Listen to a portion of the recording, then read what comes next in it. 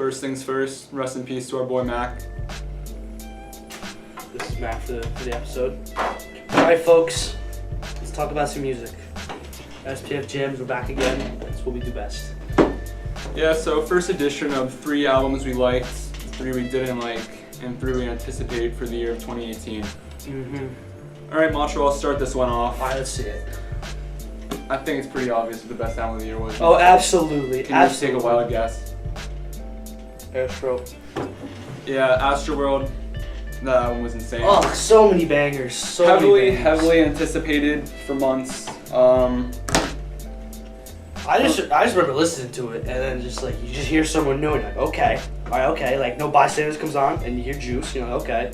And then you hear Sheck West, you're like, okay. And then you go to another song like Wake Up, The Weeknd, you're like, all right, come on now.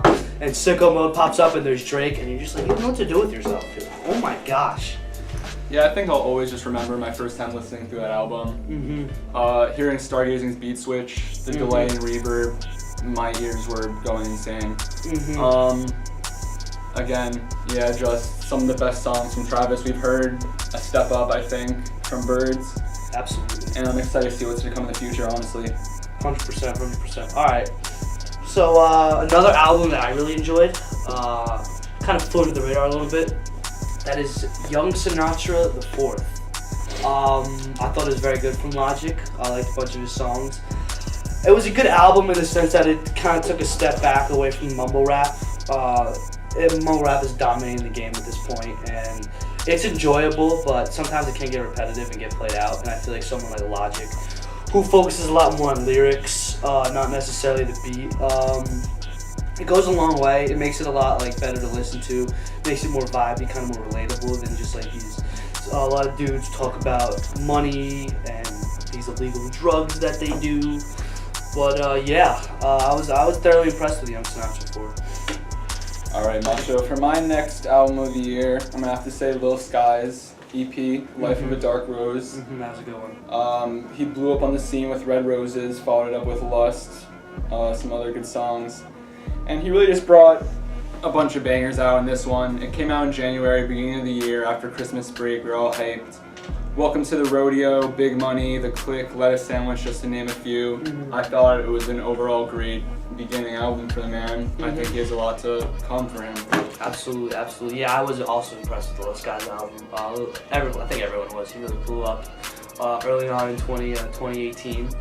And going off of that, another album that I really enjoyed this year was, actually recently came out, it was the Quavo album. I was anticipating this album a lot.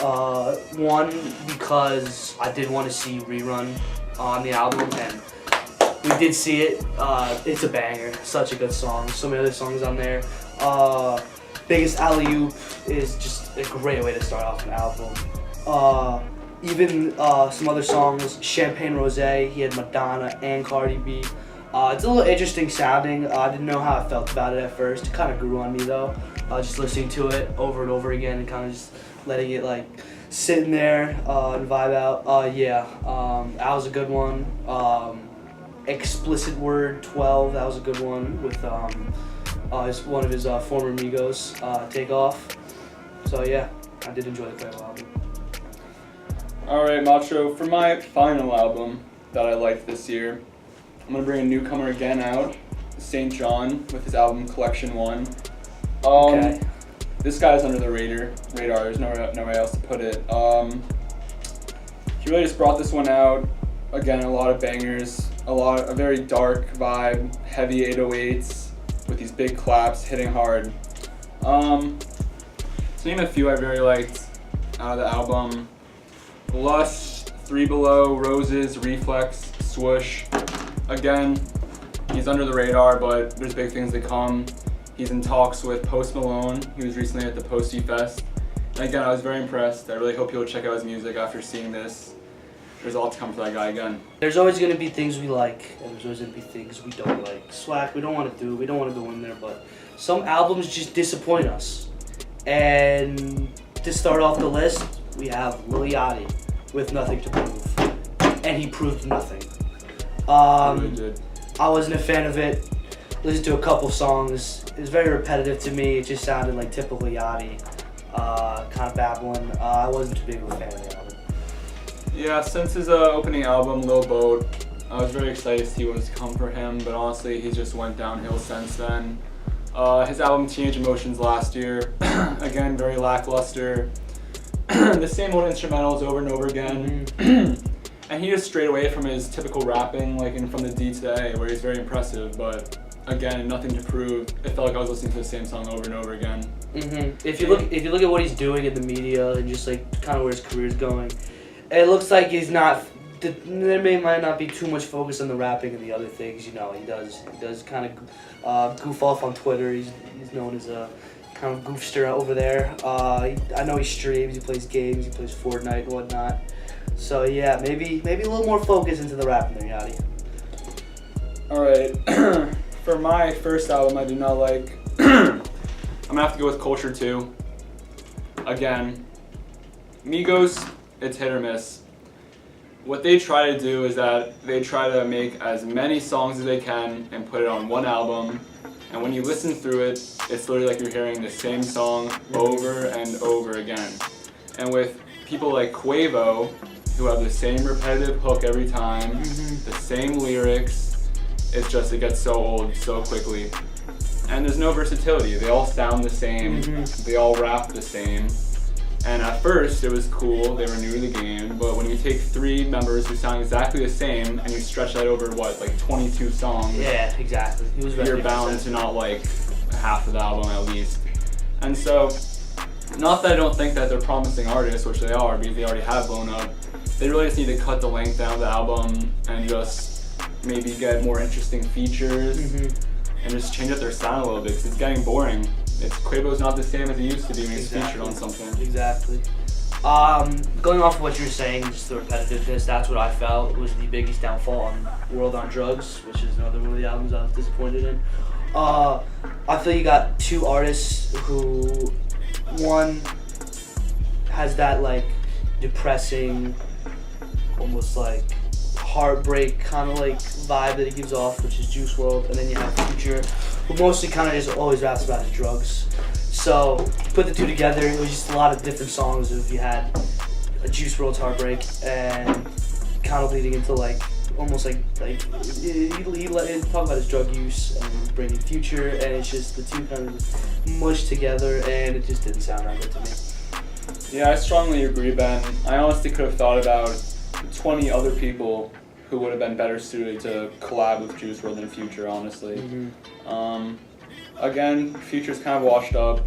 He was popular back in 2015 with like What a Time to Be Alive, albums like that. But just now, paired up with Juice WRLD again, his repetitive nature of drugs and sadness, which some people enjoy listening to over and over again on a daily basis, I can't do that. It's just, he needs to change up his lyrics, bring more positivity maybe, because I just don't want to hear about him popping drugs and being depressed all the time when I listen to music.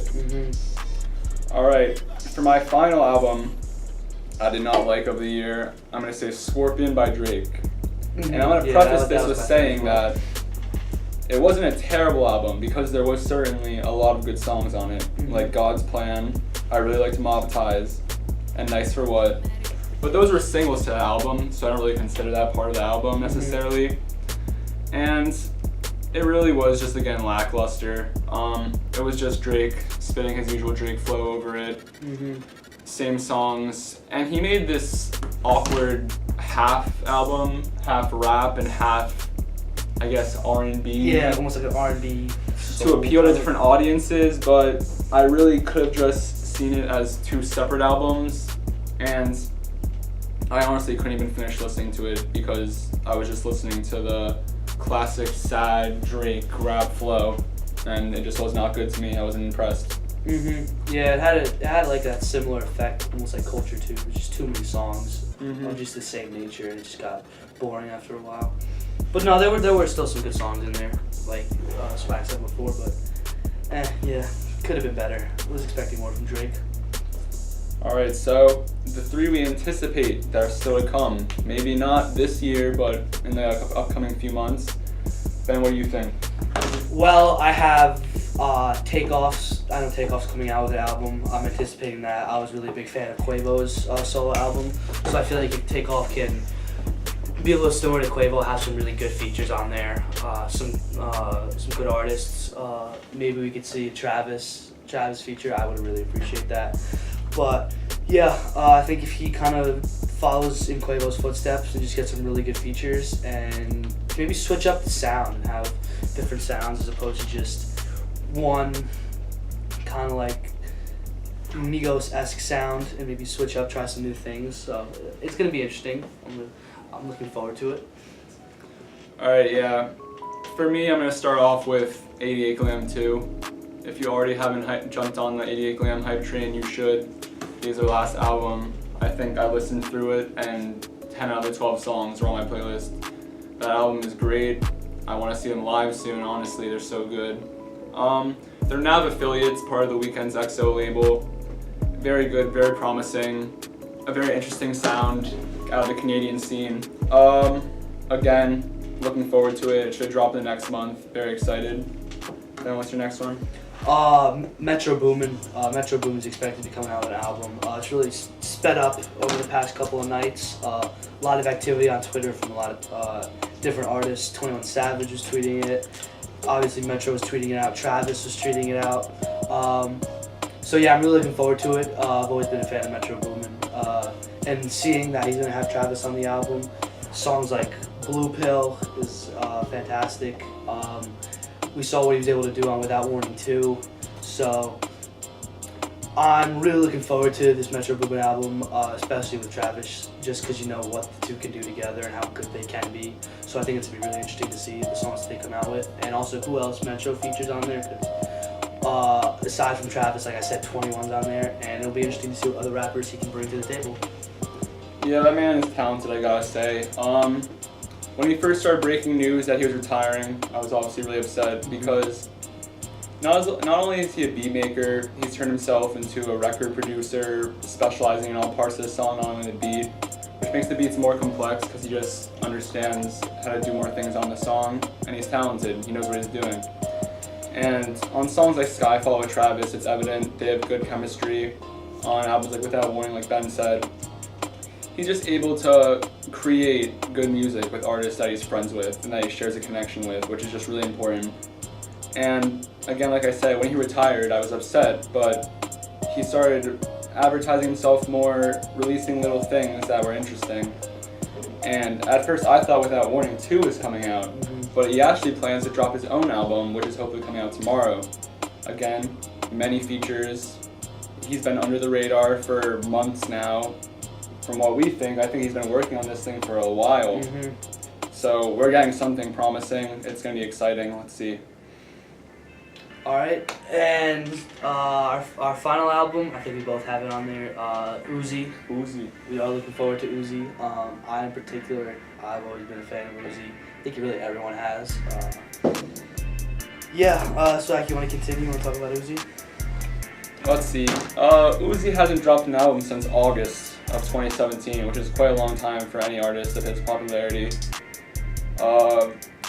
From what it seems like, it might be record label issues, but he's released snippets upon snippets. It sounds really good. His last album, Love is Rage 2, was great, and I'm excited to see what's to come. Yeah, we don't have that much information on it. He keeps leaking that it's going to come out soon, but we don't know. All right, I think that about wraps it up. That wraps it up. It's a good sesh. We'll see you guys next time. Max says goodbye.